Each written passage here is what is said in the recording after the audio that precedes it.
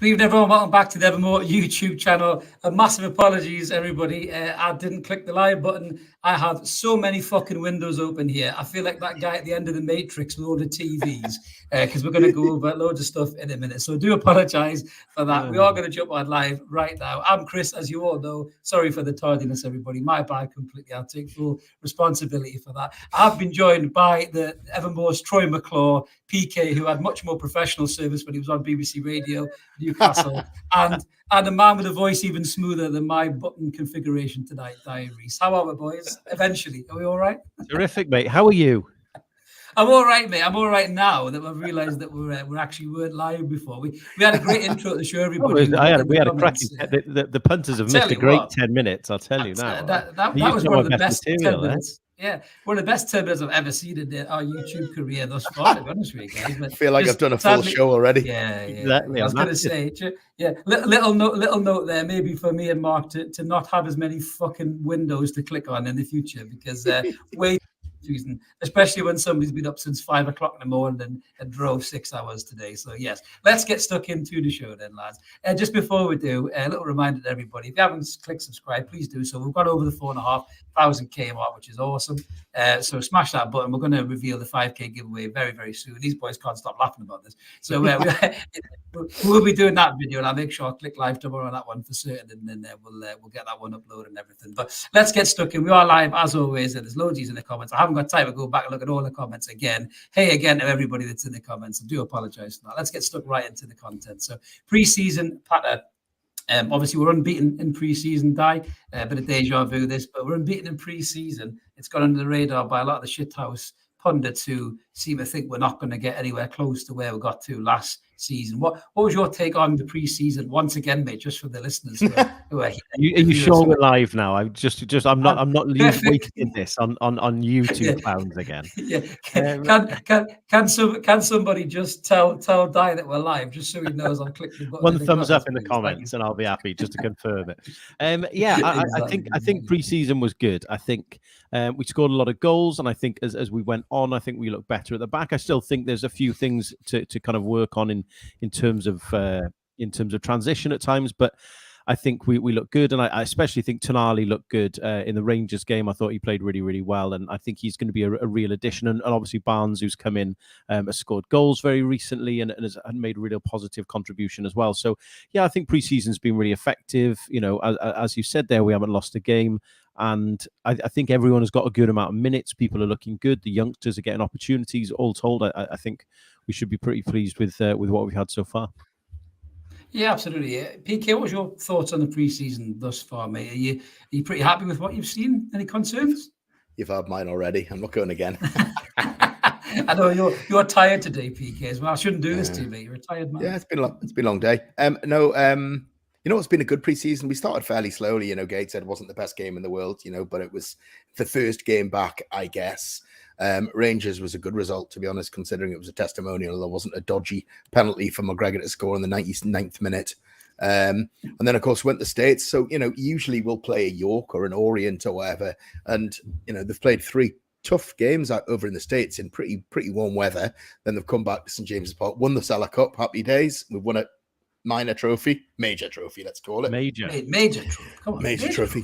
But the great thing for me is, you know, the first 5 or so games, we didn't keep a clean sheet. And then the last 2 games at St. James's, we never really looked in danger of conceding at any point. I think Dubravka made a couple of good saves last Saturday, and I was at that one. And then I don't think Pope had a great deal to do against Villarreal. So we're scoring goals. Everybody's getting minutes. Some of the young players like Murphy, like Anderson again, of course, like Lewis Miley's brother, loads of them getting some minutes, which is brilliant for them. So yeah, I think we're shaping up pretty well for a tough start of the season. Yeah, I mean, speaking of that tough start of the season, segue, PK. I know you love a segue, so we might as well have a look at that. How we're gonna kick off and start. I mean, I'm very much on the same page as you guys, to be honest with you. Pre-season wise, I think we're just quietly going about our business and just being effective as we have been probably under the whole time Eddie Howe's been here, really, apart from those early few months when he was implementing his plans. But we couldn't have asked for a tougher start of the season, really, Di. I mean, these first 4 games, I would say, we're not focusing on all the games, but the first 4 games, you know, obviously starting with Villa at home, that's probably going to be the main one. I think you're targeting 3 points on it. And do you think this pre-season buzz that we've got can take us into that game with a bit of momentum. You know, we're going to look at the midfield in a minute and see kind of who fits in where and who we think is going to play and everything else. But how are you feeling about this first 4 games, Dyke? I bet you wanted easier ones than that, probably, did you? Oh, I mean, yeah. But the thing is, with all this sort of stuff, everyone's got to play everyone at some point, you know. And there's no excuses for that. It doesn't change anything. I think we've got to beat Villa at home, and I think realistically, we've got to get at least a point from Brighton away. And I would say anything from the other two a bonus, possibly with the exception of Liverpool. I think, you know, that I still believe they're a bit gettable. They're very much a team in transition, and I think there's going to be opportunities for us against them. Man City away, obviously, you'll take what you can get. But if we get 5 points from those first 4 games, I'll be absolutely delighted with that. Yeah, absolutely. I'm just laughing at some of the comments here. George thinks we're going to piss it already. 9 points in August, and easy, he says, mate. So love your confidence, George. Absolutely, mate. But what about you, PK? What about these 4 games? Are you concerned about them, mate? Are you worried about them? Or do you just think it's the case of we're that good now and we'll play with a confidence and a conviction? No, I don't mean that we're too good, but we're not the Newcastle of old. We shouldn't go into these games with fear is what I'm trying to say. Do you feel that's kind of the way we look at them now? I think we don't go into any game with fear at all. Yes, it's a tough run-in, It's a tough start to the Christ Almighty. It's only August. It's a tough start to the season, but as Di said, you've got to play 19 games at home and 19 games away with Champions League, Carabao Cup, and FA Cup mixed in between that. You've got to play everybody twice. You know, I'm going to try and get as many obvious cliches out there as possible. It's a game of 2 halves at the end of the day. I just think that it doesn't matter. It doesn't matter. 110% PK and all that. Absolutely, yeah, definitely. But I just, you know what, I don't think it really matters what you play, who you play, and when you play them. You've got to play them all. If we can get off to a good start against Villa, we won't go to City with any trepidation or any fear. We didn't last season. Okay, we got beat. I mean, we got beat 2-0 at the Etihad last season. Yeah. Liverpool are a little in transition. They've got a couple of new midfielders, haven't they? McAllister and what's somebody else? I can't even remember who the hell they've signed. Somerslide, the lad that we were linked to. Yeah, that's the one. Yeah, Hungarian boy. So, yeah. I've got no fear. We lost 5 games last season and had the joint best defensive record on the league. So we'll go in full of confidence and we'll see how it goes. You know, we didn't have the best start last season, if you remember. We drew an awful lot of games. So if you can pick a couple of draws up, I think we'll probably go down to Brighton and beat them, actually. I'm not sure they're that great now. They've lost McAllister, and I think they'll lose Caicedo before the start of the season. I think the owner's pretty much resigned to that. He just wants as much as he can out of it. So I'm not massively fearful of them. I just think, you know, Villa won't be easy the start of the season. You'll have to tune into the preview that I did earlier today to find out what my prediction is. So you plug in yourself. You definitely have done too much TV and radio the last few weeks. And you've got an agent behind you there just saying, yeah, mention it, Paul. Yes, mention it, Paul. Come on. Get yourself out there, Paul. No, but I'm not fearful. I'm you know, I think Eddie will go into it and he'll just be looking forward to it at the end of the day, when he'll be like, you know what, we've got these games, let's show what we can do. If we start the season well, who knows what could happen. If we don't start the season that well, will they feel under pressure? I don't think Howe's like that as a manager, and I don't think that'll get through to the players in terms of pressure. So yeah, I'm pretty positive. Yeah, I think it's a good comment there from Dave as well, that, you know, Newcastle should fear no one. You know, we owe Liverpool one, obviously beating them as well. And you said that midfield, as you guys said as well, we're obviously a bit ropey or a bit inexperienced is probably the right thing to say. You know, and I think, you know, we've seen from the little clip already for the Amazon documentary it's out this Friday. That Eddie Howe does like to remind the players of you owe this team one or you owe this manager one. So I do think with Liverpool, and you're right there, Di, I think with Liverpool being at home as well, I feel more confident, weird enough, as much as we lost the game at home with Nick Pope having temporary insanity when he did his crazy thing that he did. But I don't think he'll do that again. Touch wood anyway, I hope he doesn't. But I think Liverpool at home is a lot more beatable than Liverpool at Anfield. There's something about going to Anfield, I think, would you agree, mate, that's a tougher game. But getting them at home, and I think for the first couple of games of the season where people are trying to find their feet and get used to the league, you know, a lot of our boys are already experienced. Even the new boys like Harvey Barnes are Premier League ready. You know, they know what to do. They know the intensity. They know the speed of the game. And I think some of those Liverpool players will take time, I think, as well, won't they, to get up to speed against those experienced Premier League players? Yeah, absolutely. And do you know what? Man City and Liverpool, relatively speaking, are actually quite slow starters as well. If you look at Man Yeah. City, especially over the last few seasons, they've not got off to the most immediate of starts. They've played the Charity Shield game, as someone mentioned in the comments there. They've got the Super Cup game coming up against Seville, so they're already in extra kind of big game territory as well. They've got players to bed in. I know they've lost a couple of key people themselves in terms of Gundogan. So I think if there's ever a good time to play that sort of side at the start of the season, is it? I would say the same about Liverpool at home as well. I think, as you've mentioned now, that they don't have the same aura about them perhaps when they're not at Anfield, certainly at the minute. And I think they'll also be relatively slow starters with the new players they've come in. As I said earlier, they're in transition, and I also think that we've got people who not, you talked about Barnes and some of the new players there who've got Premier League experience, but I also think we've got some players who have looked excellent in pre-season. I mentioned in the 5 minutes that no one will ever see how good Jacob Murphy was. I'm not Jacob Murphy's biggest fan by any stretch, but he looks like jacked at the minute. He looks so lean and strong and fit.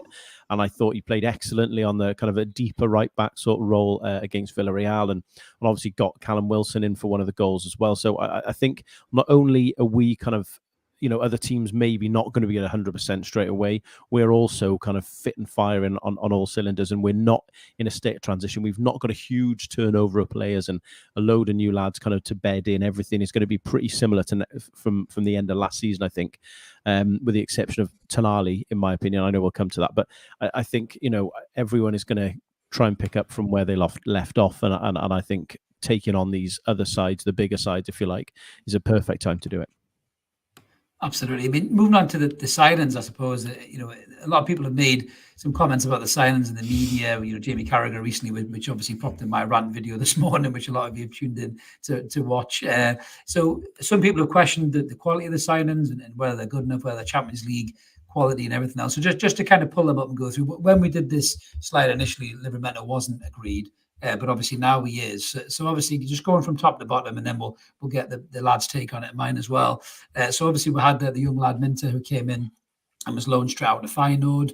And then Sandro Tonali was the big one, Harvey Barnes. Then Livramento has come in. So total business spent is 75 million quid. We're going to look at the holes in the squad potentially in a minute. But PK, in a nutshell, are you happy so far with the window? Those two big ones in particular? Absolutely delighted so far, to be honest. I think Minter, I think he's already doing really well at Feyenoord. I'm sure 2 assists, I think, and a goal, isn't he, or something like that? Yeah. Dial know more than I do, following Dutch football more than I do. Tonali's come in with a big reputation, Italian under 21 captain. Sort of glad they got knocked out of the Euros quite early, because it's allowed him to come in sooner than maybe we're anticipating. So I think he's going to be a big player. Just haven't seen a little bit of him so far. Who else was signed? Livramento was the one that we all questioned, I think, when it first got moved. I think. Have you warmed to that a bit more? No, I never even questioned it. From what I saw the season before last, he's a real talent. He's only 20? A real talent, quick, direct, skillful, can deliver a ball. Now, where he plays is another matter. Whether they shift him when he's fit, they'll have to ease him in, because he's barely kicked a ball in anger for 12 months. Yeah. So it might be a few months till we really see much of him. Trippier's not going to play. He's 32 now, I think, Trippier. He's not going to play every game. Yeah. Harrison Ashby's gone off on loan to Swansea. Livramento is primarily a right back. Will they play Livramento at left back at some point? Is there a gap at left back? We're going to cover it. I don't know, but you know what? I'm absolutely delighted. 75 million so far, but that 23 million that we got in for St. Maximum, which doesn't, social media has just gone dog shit crazy about it not being enough money. But getting 23 million quid in a lump sum allows us to then go and spend effectively 100 million over 5 years, because you amortize it. That's what we're doing as a club. So you're paying it over the duration of a 5-year contract. So I still think we'll bring more players in, but I'm really happy so far. I think it's really good. I think we're looking really, really strong in that midfield and forward area, which will lead us as a segue at some point, Christopher, to where our gaps lie. Absolutely. Now I can focus on all these screens I've got open underneath me, mate. Absolutely, no doubt about that. So that's interesting, Di, because PK said he was delighted. And that's not what Jamie Carragher was saying, was he, when he said that we wouldn't be delighted? And so I know you were being a bit nicer to Jamie than I was, hence my rant. But yeah, when you saw those signings, were you underwhelmed by Tonali and Barnes, mate, in particular? Or? I got to be just to go to Carragher quickly. I do think I agree with a lot of what I don't agree with everything he said, but I agree with a lot of what he said. Do you understand what he says? Well, I had to make sure it was translated for me, but I do think people say the same about me, to be fair, but I do think that in principle I agree with them. I think our modus operandi, if you like, is to buy people in that are young and that we can make better. I don't think our aim is to spend hundreds of millions on people and get the finished product. I think the aim is to get people in that have a big amount of potential and do more for them. So when he said that people aren't looking at, I don't think these are signings that many other Premier League managers would buy.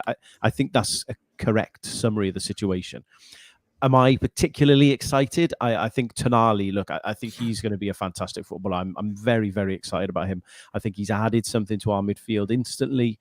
I think we have more cover there as a consequence, especially with the wider players we've got now as well. So I think in terms of what he offers, I'm very excited about him. I think Harvey Barnes is a decent footballer. Were many Champions League clubs falling over themselves to sign him? No, they weren't. And I think that says something. But as I say, as Carragher rightly says, I think that's also part of our project as well, is that we're going to buy young players and polish them a little bit, and they'll go on to produce more for us. As Almiron and at Longstaff, we saw it toward the end of last season. Even Dan Burn has made a big difference. I think my only question mark, which remains, and why I would say I'm not particularly happy overall with the transfer window, is what is going to turn out to be probably about 40 million for Livramento. It's a player we don't need right now. We don't need a right back right now. It's going to cost us 40 million anyway. We need a centre half. I still think we need another centre forward as well, who's a plan B type player, which we don't have. Would I have rather seen those players, that money spent on different players in other areas? Personally, I would. And again, I'm not slagging Barnes. I think he'll be good, and I think that Howe is going to do a great job with him. What's his name? Carragher said, how many Newcastle fans would be excited? I'm not hugely excited by the fact that, Tonali, as I say, fantastic, but I'm not hugely excited by the fact we've only got one other player who's probably going to go straight into our starting lineup. And I do think we need more than that, especially defensively. So, I agree with a lot of what Carragher says there, to be honest. Yeah, we're just going to turn Di's mic off there for a second. PK. I'm only joking, Di. I'm only joking. I've just had a nudge from PK's agent there just to say PK wants to add something on Barnes. So he's you got to look after the talent here, Di. Sorry, PK, you want to add a bit on Di. Yeah, sorry, Di. It's not often that we disagree on something, is it? Usually in the thread we agree on a lot of the stuff. Yeah, you and I are usually right, but I'll disagree with you on Harvey Barnes. I think he is an outstanding young footballer. I think he scored 13 goals last season and 4 assists. Not enough assists. 13 goals last season in a piss-poor Leicester team that got relegated, which is more goals than our former mercurial Frenchman got in his 4 years at Newcastle United. I think the guy is hugely talented, but I think most importantly, he's an Eddie Howe type player, and Howe will improve him further. I think he's got 1 England cap so far, but I just think the guy is... I'm just a massive fan of Barnes, and he really excites me. He's a step up from St. Maximum for me, 100% step up from Maximum for me. So for me, the business we've done so far without having spent too much money, because we can't spend too much money in terms of financial fair play, I think it's been really good so far, and I think that we've genuinely improved not just the team, but we've improved the squad as a whole. Yes, Liverpool will improve. Yes, Chelsea will improve. Tottenham are regressing. Villa certainly are looking dangerous. But there's no reason why we can't go on and do better than we did last season in terms of points. That might not get us in the top 4, but we might convert some of those draws when we look knackered to having a fresher squad with better players into wins. So I am really happy so far. Yes, there are some gaps, and we'll go back to segue. I think we'll be coming on to it in a bit.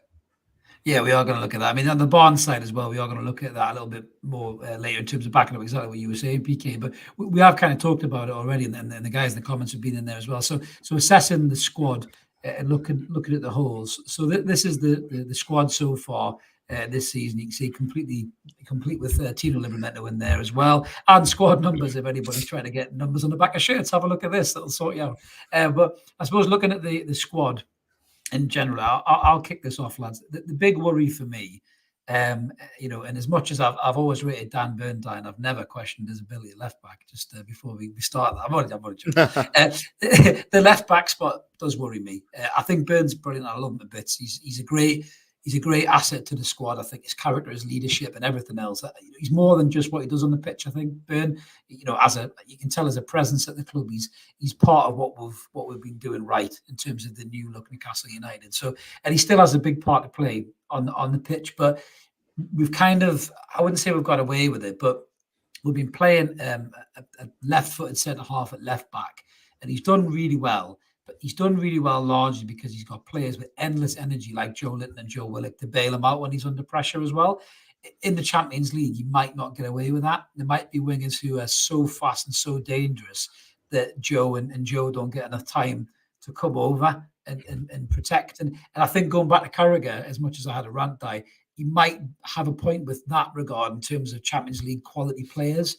You know, in terms of if you're playing against Real Madrid, for example, and you've got Vinicius Jr. on Dan Burns' side and he's tying him in knots, you know, and Joe Linton can't get near him either, you know, you'd be thinking to yourself, if only we had a proper left back who can get up and down and maybe drag Vinicius that way up the pitch rather than just sitting so far deep, just to get, you know, either one of your takes on that. That's my first area. I think there's a hole, and I'll come on to another one in a second. But what's your take on the left back spot, lads? Are you guys worried as well about that? I'll go first if you don't mind, PK. Yeah, I'm not hugely worried because I think Burn is a decent enough player, and I think Target is quick enough. Between the two of them, I think they'll do a job.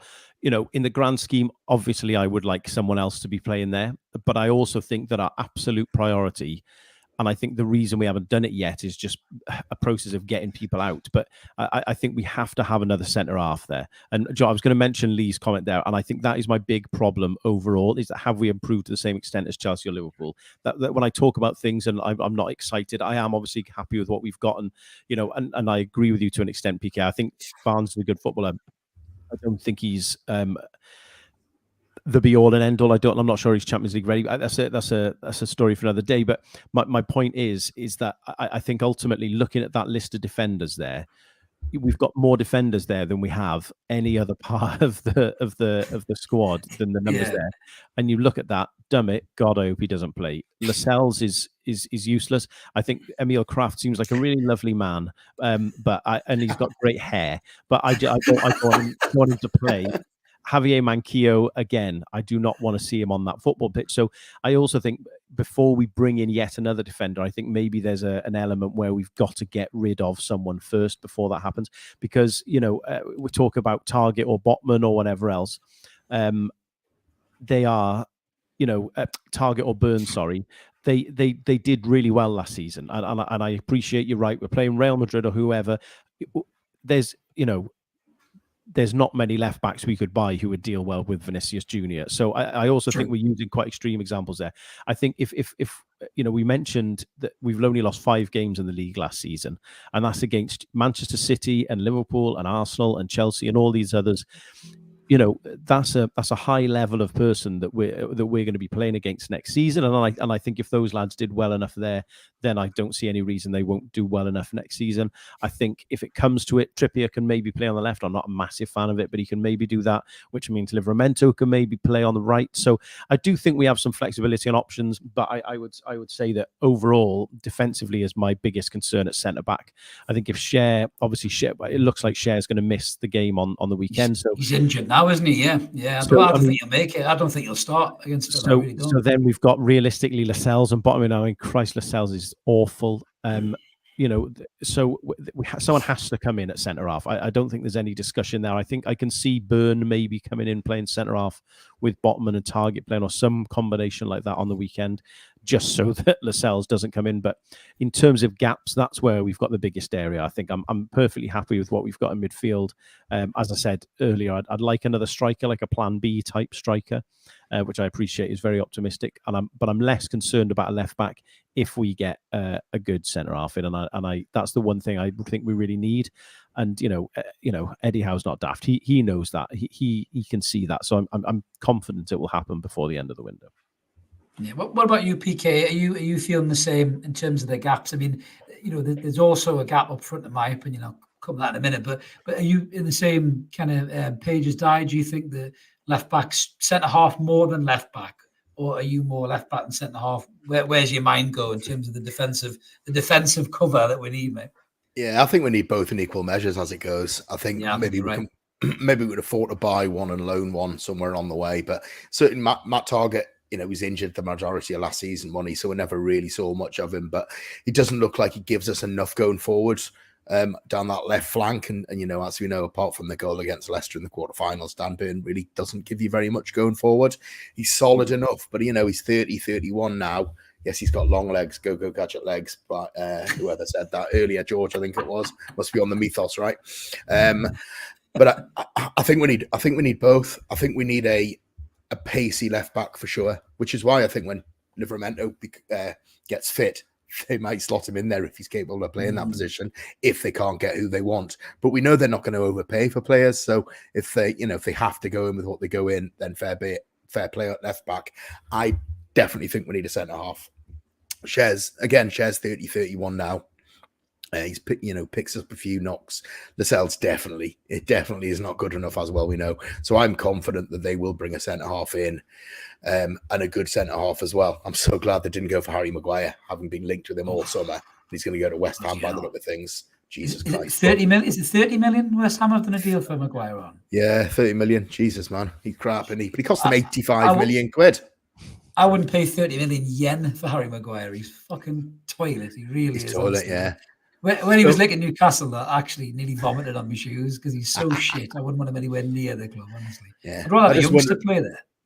Yeah, you would. I would as well. I just wonder if they might bring that kid in from Palace. Is it Anderson? Yeah, well, there's been a lot of talk about that, and then it went very quiet. And normally when a deal goes quiet, that's the one that happens because all the ITKs don't sniff it out and start talking about it. Yeah, they've been linked with some with a centre half, haven't they, Palace this week? So that might go through. At the end of the day, it's almost like the domino effect, isn't it? It's like a game of chess. One player moves, and the next one moves, and the next one moves, and we've still got till the 1st of September, I think, when the window slams shut. And to answer Lee's question from earlier, have we improved more than Liverpool and Chelsea? Well, actually, we finished miles above both of them, so we don't need to improve more than them. We just need to keep the gap ahead. Yes, they've spent huge amounts of money. Chelsea have got a load of cash in, courtesy of our owners, really, at the end of the day, which is a bit of a weird one, but it is what it is. Yeah. They've got their own priorities over in Saudi. They need to improve more than we do because we finished well ahead of them last season. So I think we are. I think we're along the right tracks. I think with a left back and a centre half, I think we are really well placed to have a really, really good season and strong season on 4 fronts. It's a good comment by Jack. I think pace is something that we do lack at the back. I think that's been evident in pre-season as well, Jack. That's a great comment. I think it's something that definitely needs to be addressed. And the new centre half for me needs to have pace. That has to be a prerequisite of whoever you bring in. Just another point to throw in, lads, before we move on to the next section. Now, worries me a little bit. Mark's classed them as forwards because technically they are forwards, but and I don't want to sound like I'm jinxing us here and I'm touching wood seriously. And that means my table, by the way, in case anyone thinks I'm being a bit ropey there. That is the table if you listen on the audio. So what worries me, and it isn't beyond the realms of possibility, that Isak and Wilson get injured at the same time. Who plays up front for this football team if Anthony both Gordon. Of those guys are out at the same time? Do you think that's fair? Do you think that's fair on Anthony Gordon to put him in the middle like that? I think he's good enough, yeah. I think he's quick, he's strong, he's fairly tall. I think he's probably good enough for that position. They played him through the middle a couple of times, didn't they, in parts of the Tour of America? But you got to be bloody unlucky to get Isak and Wilson injured. Yes, he did. I know well you would be, but it happened last year. It happened last season. So well, you can say that about Chris Wood was there. You could say about any position in any, at any club in the league. What happens if Haaland and Alvarez both get injured at the same time at Manchester City? Who do they play there? It's the same argument. There's only a certain amount of players you can have, right? And Eddie Howe likes to got the young lad that scored the goal in the Community Shield. What's he called again? The double-barreled name. Carlton, whatever he's called. He looks fucking amazing. Cole Palmer. That's it, Cole Palmer, sorry. Carlton, I'm thinking Carlton Cole. Cole Palmer even, yeah. Carlton Palmer. Carlton Palmer. It's like a morph of 3 players in one, isn't it? Like a hybrid. But are you the same as PK on that one, Di? Do you think Gordon can do the job there? And you think, but listen, I really hope, obviously, it doesn't happen. People are giving me some shit in the comments. Right? I really hope that they don't both get injured at the same time. My God, I hope that. But if it did happen, for me, I'm just looking there thinking there's no centre forward to come in. Like, we got Carrison when Pope got suspended. There's nobody like that, like almost like an Olivier Giroud type character who's been there, done it, bought a T-shirt, can still do a job for a handful of games a season. We haven't got anybody in the squad like that to play if these two get knackered at the same time. Do you think that's a gamble, Di, or are you happy for Gordon to get in there and play that position? I do think it's a gamble, yeah. I'm sure Gordon can do it. Almiron could probably do it as well. He played, almost as a striker when Rafa brought him across. Even Willock at a push. Yeah, Big Joe can go back up there. Like, we've got alternatives. I don't doubt that. I think for me the issue is more a plan B type option. I think if we need to do something to change a game, I think that is where we are lacking someone up front. And I quite like, and I know he's not been on fire of late, but I quite like the boy Jimenez, who was at Wolves, obviously had his head injury. He went to Fulham for about 7 million.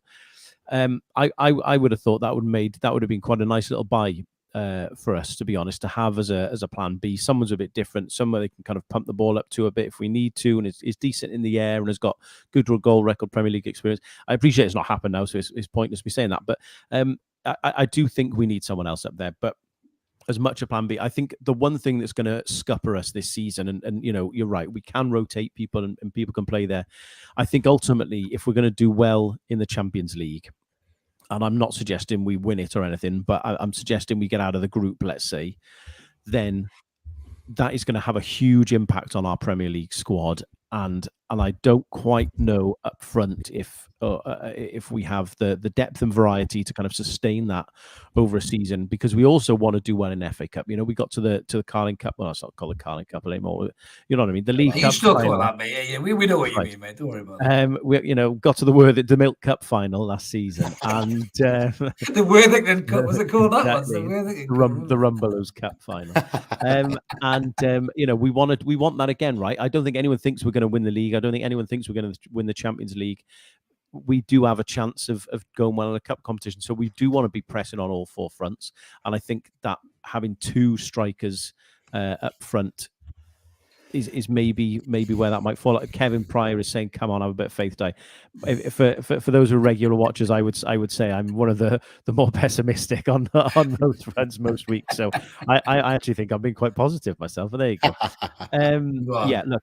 Overall, though, as I said, I think in the introduction, whether the viewer saw it or not, I can't remember. But I think ultimately the reality here is we have a bit by bit plan. I think we overachieved last season, so I don't think we're in a position where we're going to go and spend hundreds of millions on players to automatically be Champions League ready. I think we're continuing to stick with our plan. If we keep overachieving, happy days. And if not, then I think we've got the squad to come in the top 6 in the league, which I think is a realistic target for us. So, I think that should be our aim, and I think we've got enough people who can help us do that.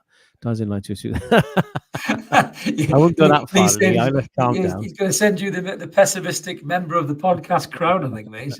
It's just a crown made of like shit, is what it is. And just the last thing I'll say, tears that come down your face, is that I appreciate that I'm being a bit pessimistic here, but I also think I'm also trying to be cover all areas and be a bit more realistic as well. Because I think, yeah, we've got some good players in, but I think the Champions League is going to take a huge amount out of us. Look at West Ham last year, for example. They came 6th, I think, in the Premier League, got into Europe, playing all these extra games and whatever. Yes, they won it and went through to the final, but they almost also got relegated as well. I think having it's going to be a big drain on our squad, all this, and I think we need to make sure we have people who can pop up and do a job at all times. And I think that second or third centre forward area is somewhere where we're a bit light. And I maintain, the conversation we had earlier about centre half and possibly left back. I think those issues remain as well. So that's, I suppose I am being miserable, to be fair, but I suppose I'm trying to be realistic, I would say, more than miserable. No, I don't disagree. I mean, I think we're going to move on to the next section here, but just before we do, I'm going to keep that slide up for a second, because there is one position where we are stacked out with some real quality. And PK talked about it earlier about some of the emergence of the youngsters in pre-season. That's the midfield, and you can see there before we get into the next section, you got Joe Linton, Sandro Tonali, Matt Ritchie. I know he's 63, but he can still do a job in some cups and stuff like that. You got Joe Willock to come back in. People have even forgot about Joe Willock. Elliot Anderson, Sean Longstaff, Bruno Guimaraes, and Lewis Miley. So the next section we're going to talk about here is really stuck in the middle, because everyone's been talking about who plays in midfield. I mean, there's been a couple of injuries, which is maybe gave Eddie Howe a little bit of food for thought. But we're going to pull up the midfielders here, guys. I'll start with you, PK. On this one, we'll just go back to the first slide that Mark got there. He's put together in the hundreds of slides he's done for me, hence the reason we fucked up at the start of the show. I fucked up, sorry, because I felt like an aeroplane pilot with all these gadgets. You know when an airplane pilot goes like, we are cruising at 40,000. That's how I felt at the start of the show. But I'm back with it now. So obviously the midfield, those kind of 7 go into 3 really, PK. And to start with the first slide, these 2 lads are probably guaranteed 2 of the 3, aren't there? And Bruno Guimaraes and Joe Linton in our midfield 3 for our starting 11, you would say, in the Premier League or Champions League. You probably put these 2 in first, and then the third would be one of the next ones we're going to run through, wouldn't it? Interesting to say that, because I love Bruno. I mean, Joe Linton's the first name in my midfield team sheet. Now, if you'd asked me that 18 months ago, I'd have just, if you'd heard me say that, I'd have had the men in white coats coming to lock me up, because I thought he was absolutely fucking terrible, right? And he was, in fairness. He was shit playing up front under the Baron. We know that. A little bit fortuitous that the Kieran Clark, forgot about him, got sent off against that game against Norwich, and the rest, as they say, is history. He's the first name on my midfield team sheet. He is an animal. I mean, I know it was only pre-season last week, but that goal he scored against Villarreal, where he picked the ball up, shrugged off 2 players, went straight through the middle and just stuck it in the corner. We thought he would have stuck that into the dead Gallagher pigeon, wouldn't he? 18 months ago. He's the first name on my team sheet. Bruno, I love Bruno. For 12 months, I thought he was phenomenal. He came back from the World Cup with a knock and with an injury, and I don't think he was great. From January through to May, I think he had a couple of really good games. Aside from that, carrying that knock, I thought he looked a bit half. And I'm going to be controversial, and please shoot me down in the comments if you think I'm wrong. I just don't think he was brilliant. So I think he's under a little bit of pressure to start the season. He'll be on the team sheet on Saturday for sure. I just think he's under a little bit of pressure to perform, because he's got players behind him like Anderson, like Longstaff, like Willock when he's fit, who will just put a bit of pressure on him, which is great. I don't want these players to think that their first name on the team sheet all the time, because if there's no competition, then they can become a little bit complacent. Yeah, it keeps them sharp. I mean, Di, you were nodding about Bruno there. I take it you agree with PK's sentiment on that Bruno maybe did tail off a little bit. I mean, everyone associated this ankle problem that he had to that drop off in form, and that could largely have been the reason for it. But yet he didn't quite look as dynamic Bruno best towards the back end of the season, did he? No, I think it's a couple of reasons. The one thing I disagree with PK there, I don't think he's under pressure at all. I think that when you come back, he had a bit of a knock. He had the ankle injury. And also, if you remember, he probably could have done with a few games off. We just didn't have another option. So we think he was probably, off to the World Cup, traveling around, everything that goes with that. I think by the end of the season he was just knackered, and I think I think having some time off now, recharge himself a little bit, hopefully sort that ankle out. I think he'll be back to his best.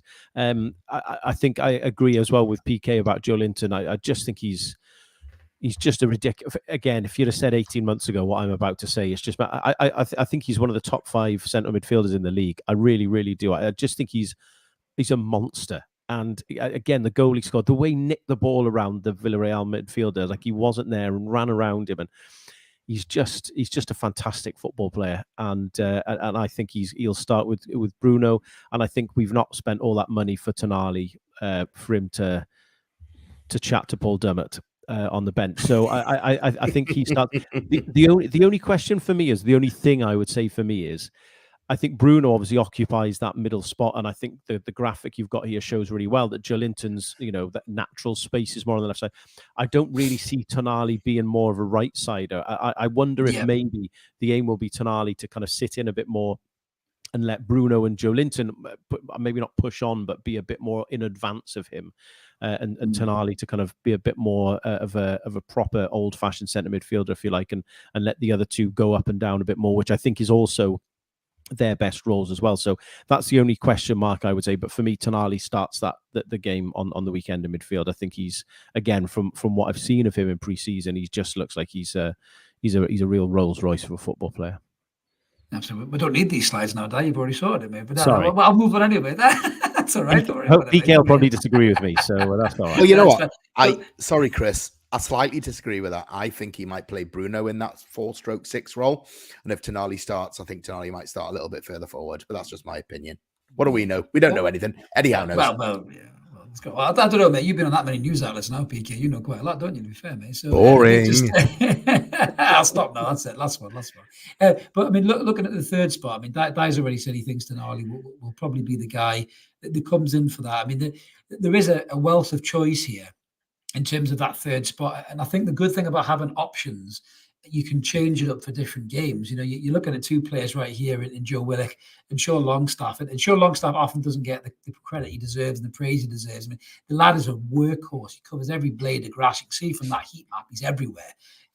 Joe Willock's a bit more, I think, of a dynamic attacking midfielder. You can see that from the assists and the goals, that he scored, but Longstaff's still got a good few assists there as well. The pass completions are really high. And I think moving on to the other two, obviously it's quite hard for Premier League stats for Elliot Anderson. But as people have already said in the comments, Elliot Anderson has this ability. PK, I'll come to you on this because I know you love the lad. He has this ability to drift into an attacking position where I think one of the biggest things we lack in the squad, certainly in midfield, and Barnes may rectify this as well, but we lack a player to be on the edge of the box to sniff out chances where Isaac's maybe pulled down one side to cut it across, or Wilson's done the same. We don't have that, if you will, that Frank Lampard-esque run coming to the edge of the box. And I think Anderson has that in his locker. So I think that does make him very appealing to be that third man in midfield, where the other 2 lads can almost do both attack and defend. So give us a bit of Elliot praise, mate, which I know you love to do. So. Love him. We were here last season, right? He commanded pre-season for the season just gone, didn't he? I thought he was superb. Yeah. You and I saw him against Atalanta when we went together with Mark. He bossed the game. Yeah, he bossed a lot. He bossed that game in Benfica last pre-season as well, and then just never got too many starts. Picked up a couple of niggles, but he's come back this season. He looks like Joe Linton the previous season. He looks like he's put about a stone's worth of muscle on. He looks big. He looks sharp. He looks strong. He looks quick. He's seething with confidence at the end of the day. I think he's a brilliant player. But one thing I'm just going to pull you up on, Chris, here, if you don't mind. It's no longer... Last season was a game of 11s for us, wasn't it? Yeah. We only really had 11 plus a few that might come off the bench. And we were a bit nervous when, Jacob Murphy was our first player off the bench because a couple of players were injured. Wrongly as well, by the way. Credit to Very Jacob wrongly. Yeah, we were all proven wrong on him, but we were also all proven wrong on Longstaff last summer. Yeah. We were saying there was no future for Longstaff at this club. And, we missed him badly towards the back end of the season when he wasn't in that side.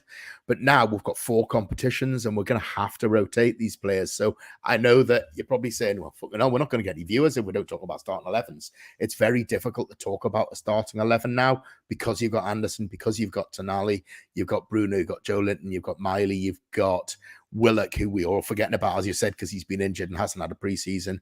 You've got Longstaff. You've got Gordon that can play in the middle as well if need be. There's no such thing now. I think what you'll find is you'll get a lot of rotation. You won't see the same 11 players playing all the time. And what that'll do is that'll up performance, because players won't know if they're getting selected week in, week out, month in, month out. Wilson and Isak, you'll see rotating quite a bit. You might see Wilson out. You might see Isak on the left. You might see, you might see Miggy dropping out and Gordon coming in. It's just phenomenal that we've got so many options in that front 8 or 9 or 7 positions or whatever it might be. Yeah. So, I'm waffling. But I hope you get me. That's all right. Just on that day, I mean, 2 questions. One, I think, is Elliot Anderson ready? But 2, you were talking about Tonali's quality. Now, Mark's pulled that heat map up from him in Serie A last season. And if you look at that, he is everywhere on that pitch, isn't he? And that's the kind of midfielder, dynamic midfielder that can, as you say, help release Bruno and Joe Linton to be more of an attacking threat and get more goals than they got last season. So 2 questions for you to unpack there. I pick whichever one you'd like first, mate. I'll go Anderson very briefly. I know I've been the miserable one here. I really like him. I really would love a local lad to come on and be part of this team and have an impact for us. I just don't see it. I'm really sorry. I just don't see it. I think he did very well in pre-season, very often, not against the full strength version of the teams we were playing against. I think he's a decent player. I really do. I think he's a decent lad. I just don't think he's got it, and I don't know what it is. I think he's not quick enough. I don't think he's even. You're right, PK. He has put on a bit of weight. I still don't think he's physical enough. I think he's just that. He always needs one extra touch on the ball before doing something. I just don't think he's quite got that top quality that we're aiming for. And as I say, I'd be delighted to be proved wrong. I'm still not 100% sold on the lad. In terms of what Tonali can offer us, I just think he is a fantastic football player. I really, really do. The one-touch pass to Almiron for that goal against Rangers was filth, and it was so good. And he knew where everyone was. He knew everything around him. He knew what was happening. And as soon as he got that ball, he didn't even look up. He just one touch, off you go, mate. And absolutely. Sorry, Chris, I had to press that. No, very nice. I wonder what you were giggling at there, mate. Then I saw it. That's crackery again. Well done. I'm sorry, mate. I know I shouldn't be controlling it. Oh my god! For those maybe you should have controlled it at the start, mate. We might have been on a bit quicker. Yeah. Than we were initially. So, very possible. I think for those people who are just listening to this, I would suggest going back to about 46 minutes and watching the video and finding out what we're laughing at there. I just think he's a fantastic player. I really, really do. And I don't think we have a player that has that vision and that ability to find that perfectly weighted one-touch pass. And the way he got, I was going to say get Almiron in there, given that previous comment. I'm not sure it's a good turn of phrase, but I think the way he got Almiron in for that goal against Rangers and opened the play so well with one-touch pass, it was just so good. And I think he's going to have a real impact for us. He's going to be everywhere. I think he's I think he's going to be a really, really special player. Yeah, interesting comment there. Mark's drawing comparisons with Lee Clark for Anderson in terms of bags of ability, but half a yard slower. So he does agree with you there. We'll come back to Anderson a bit more, PK, in a minute. But I mean, there's one player there we haven't mentioned at all. He deserves a mention in pre-season. That's Louis Miley. 17 years old. He came on against Chelsea at the back end of the season, hit the bar. It looks so composed on the ball. I did watch him very closely on Saturday against Fiorentina, and he did hang on to the ball a bit too long quite often and got caught in possession a bit. But he's got so much ability to get himself out of trouble that doesn't worry me too much. That'll come with experience in terms of listening to the man on calls, keeping an eye over your shoulder for somebody coming across to press you. He's only a young lad, but I mean, to start with PK on Louis Miley, he's going to stay in the squad. He doesn't take up a squad space because of his age. And the little bits we've seen so far, I mean, that's a player to be excited about, isn't it? At 17 years old, he looks really good. Yeah, definitely. He look, you know what? I saw him in the flesh for the first time on Saturday, and he's bloody tall, man. He looks about 6'2" at 17-year-old. Big, tall lad, and he's strong on the ball. I mean, he looks good. I was two things about Miley actually. I was sat in my usual seats in the Leasers at the back end of last season, and he was on the bench. And I said to my mate Andrew, I said, "Who the hell is that on the bench?" Some kid called Miley. He said, "Oh yeah, he was in my daughter's class at school. They're really good pals." I'm like, "You feel old? Am I that old? Am I that old?" And secondly, I was sat with Thomas from War Flags, Thomas Concannon from War Flags on Saturday, and he actually made a really good point and said, if that shot from Miley when he came off the bench had gone in instead of hitting the bar at Chelsea on the last day of the season, the expectations of him might have been totally different for this season. There might have been some serious expectation, and that might have really stunted his development. But I think we'll see plenty of minutes from him this season. I hope, he's like a whippet. He's quick, isn't he? And he's tall, and he still looks strong, but he's going to bulk out for sure. Doesn't quite look with opening legs. Here we go again. He just spread balls and opening legs only on this podcast. Yeah, he doesn't quite look muscular enough, but the kid's 17, isn't he? So he's going to massively. I'm loving you getting mugged off in the background there, PK. So that was PK's agent telling him he's too old, by the way. It was, yeah. He will come of age. We'll see him. He'll get some minutes. I think they're right not to learn him out at 17. Can you imagine sticking him in the Championship and getting kicked up a fucking height from the hoofballers? So I think they'll do the right thing with him. Trust Eddie Howe. I trust the backroom staff. I think he'll become a really good footballer. But his time will come. He'll get some minutes. He'll play in the cup games or whatever. Don't expect him to score the winner in the Champions League final this season, is what I'm trying to say. That'll be. I really hope he does now, just because you said that. That'll be Anderson. Are you gonna wax lyrically about Miley here? Because some people in the comments are just already prophesizing your doom of Louis Miley now. Are you going to surprise them and tell us he's the next Michael Carrick, mate? What are you going to say? Jay Devlin, you will be relieved to know, my friend, that I'm not going to crap on Lewis Miley. I think he has. The thing I like most about him that you just can't. You're right. He did hang on to a ball a bit, in certain spaces, but he has got this level of composure and awareness that you just can't coach someone that. And I think the brain, isn't it? It's the football brain is what he's got. Yeah. And I think he'll get used to having, I'm sure he has loads of time on the ball, at the under 23 stuff he's been doing and whatever else, because that's the way that game goes. You don't get that in the Premier League. That'll come with time and it'll come with experience. And again, that's something that's coachable.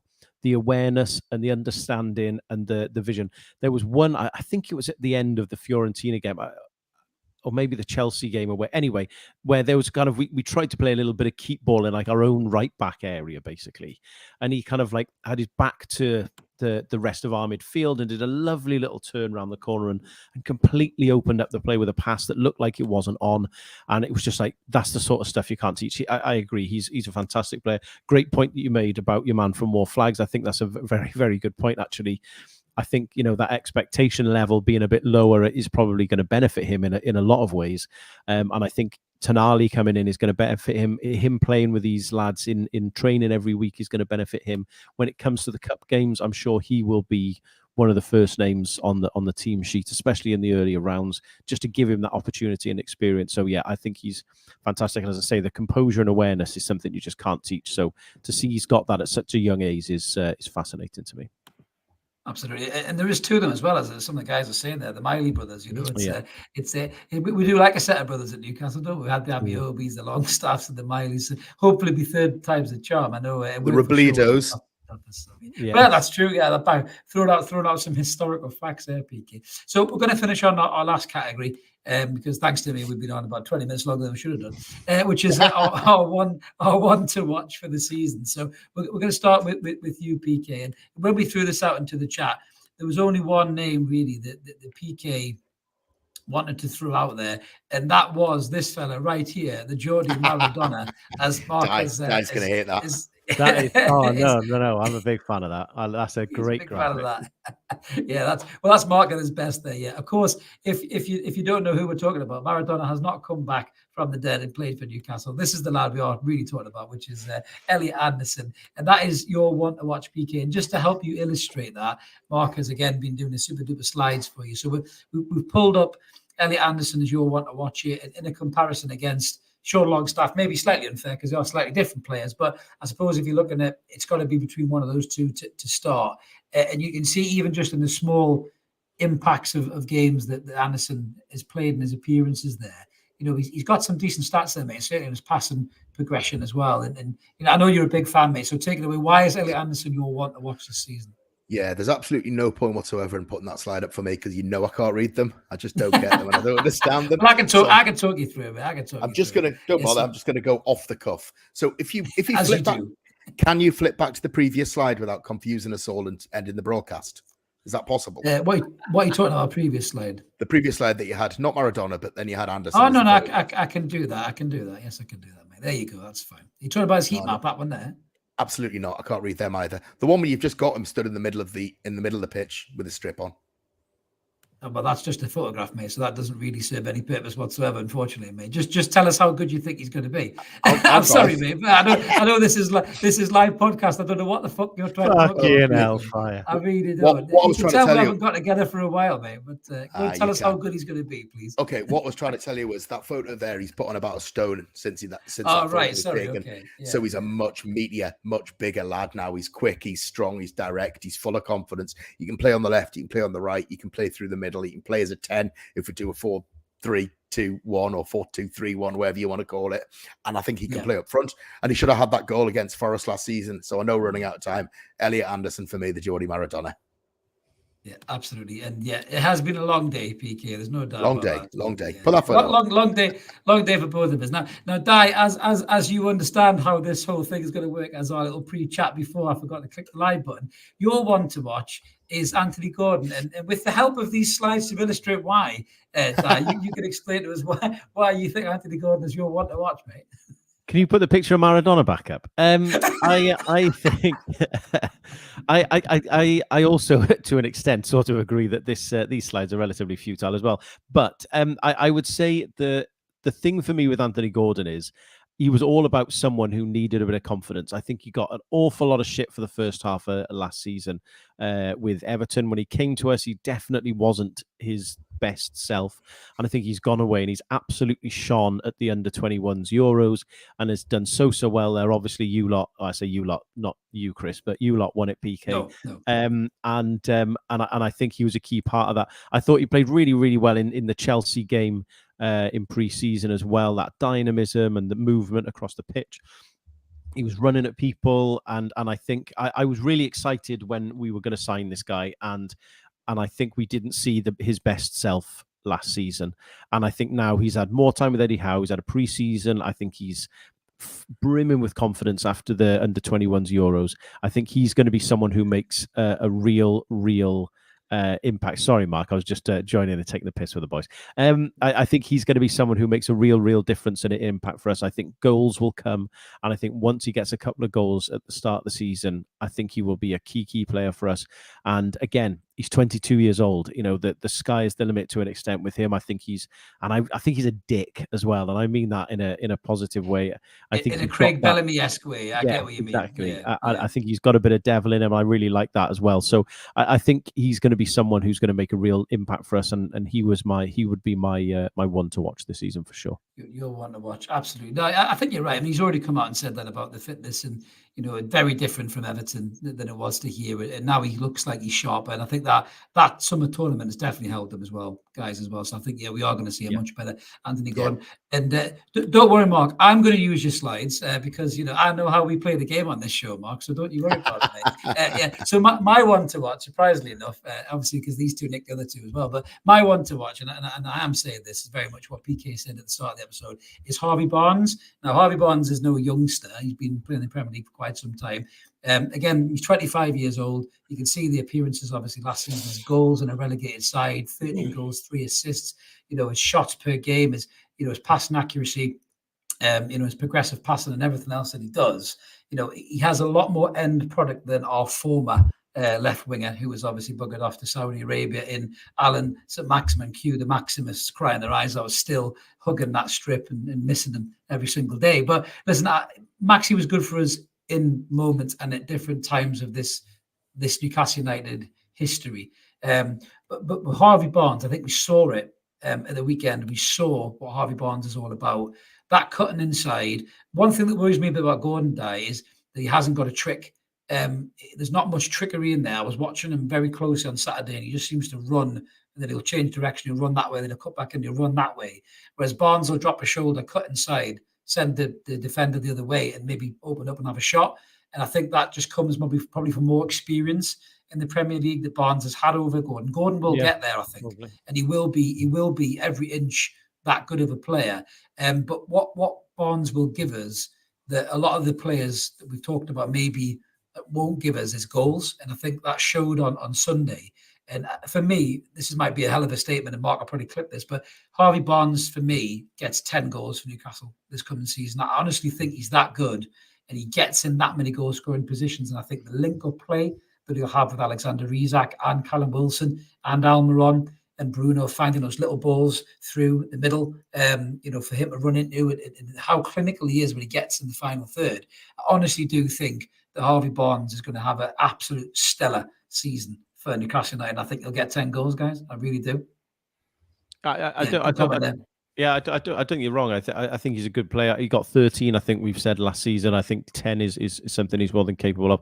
I would disagree a bit about having the trick. I think from what I've seen about Gordon, it's his trick, if you like, is predicting what the opposition players are going to do, like trying to work out where their body's going, and he can head the other direction. Using that pace to get around them, kind of a thing. Yeah, like an old-fashioned winger. Yeah, I don't think he needs a step over type trick, to be perfectly honest. But I think he'll do well. And I said this earlier. I think Barnes is a good player. I don't think he's going to set the world on fire, but I still think he'll come in and do very well for us this season. I'm sure he'll do well in the Champions League. I'm sure he'll get goals. I'm sure he'll make an impact and make a difference for us.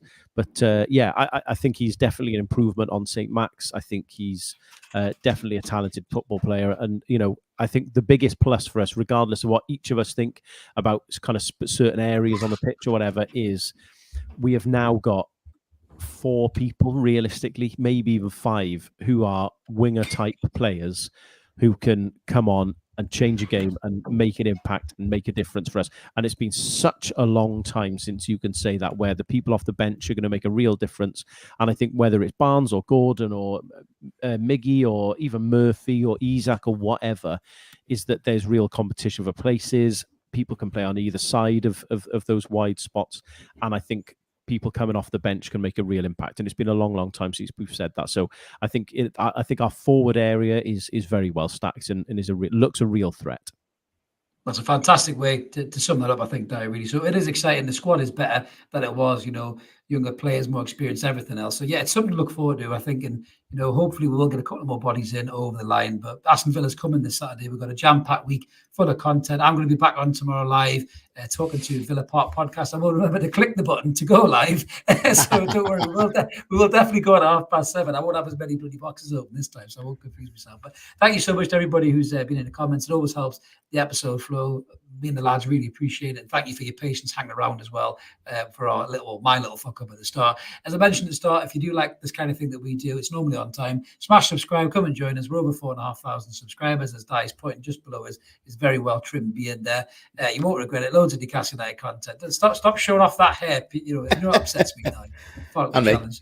But and you as well, Peak, and you as well, mate. But yeah, smash the button. You won't regret it, guys. As I say, we'll be back with loads of more content coming out through the weekend. With the season beginning, there's loads of football to come, and let's just see if Newcastle United can replicate what we did last season. So from me and the lads, thank you very much, everyone. We'll catch you later. Cheers. Ta-ra.